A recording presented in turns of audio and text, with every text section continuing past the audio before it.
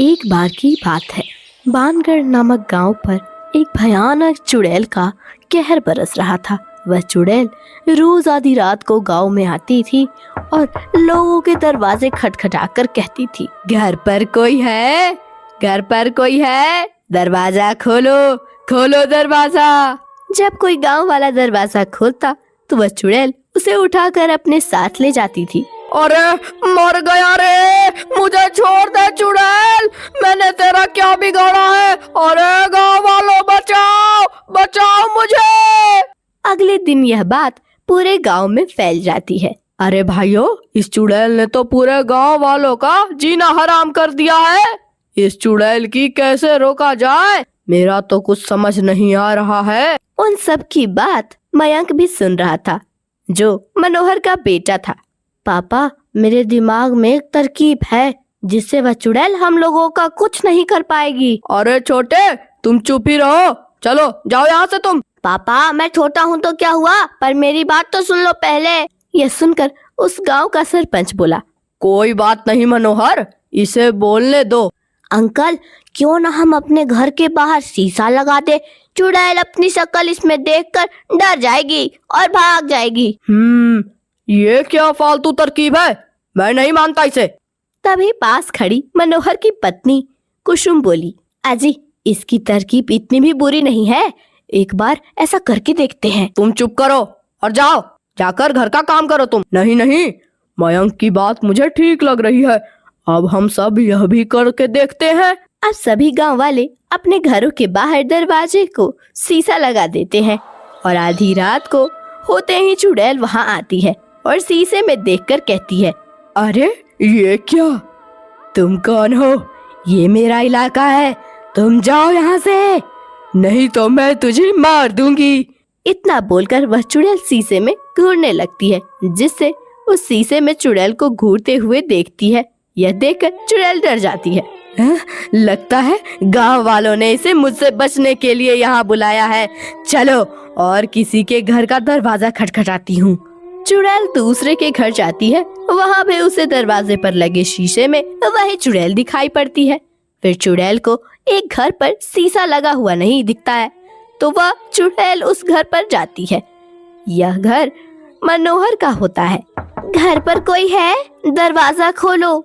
अरे इतनी मधुर आवाज में कौन पुकार रही है? जरूर कोई खूबसूरत औरत होगी। इस कुसुम से तो मैं परेशान हो गया हूँ, चलो थोड़े मजे ही ले लूं। हाँ, मैं हूँ ना घर पर, मेरी रानी, अभी आया जाने मन। जल्दी आओ मेरे राजा, मैं कब से तुम्हारा इंतजार कर रही हूँ। यह सुनकर मनोहर शराब के नशे में धूत होकर दरवाजा खोलने जाता है। तभी कुसुम और मयंक मनोहर का हाथ पकड़ लेते हैं। अरे अरे, छोड़ कलमुही, मेरी रानी आ गई है बाहर। लेकिन दोनों मनोहर को नहीं जाने देते हैं। लगता है इस घर में कोई नहीं है, लेकिन मैं कल फिर आऊंगी। फिर चुड़ैल वहाँ से चली जाती है।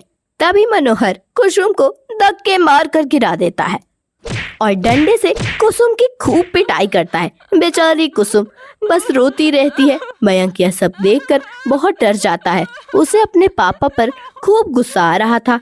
अगले दिन, मम्मी, आप ठीक तो हो ना? हाँ बेटा, मैं ठीक हूँ, तुम मेरी चिंता मत करो। कुसुम अपने घर के दरवाजे पर भी शीशा लगा देती है और रात में जब चुड़ैल आती है तो सबके घर पर शीशा लगा होने के कारण वह किसी गांव वाले का शिकार नहीं कर पाती है। इस गांव में इतनी चुड़ैल कहाँ से आ गई? मैं इतने दिनों से भूखी हूँ, यह भूख बर्दाश्त नहीं हो रही है। इन गांव वालों ने अपने घरों के बाहर एक एक चुड़ैल खड़ी कर दी है। कब तक बचोगे गांव वालों? मैं कल फिर आऊंगी, किसी को नहीं छोड़ूंगी मैं।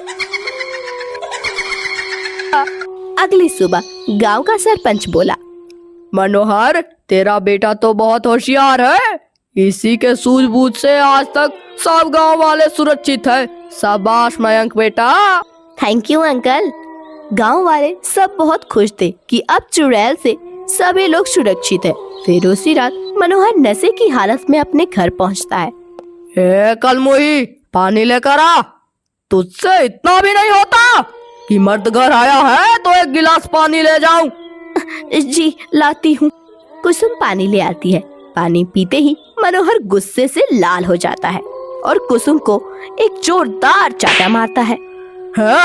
इतनी गर्मी है, ऊपर से इतना गर्म पानी लाई है तू? मेरे तो भाग ही फूटे हैं।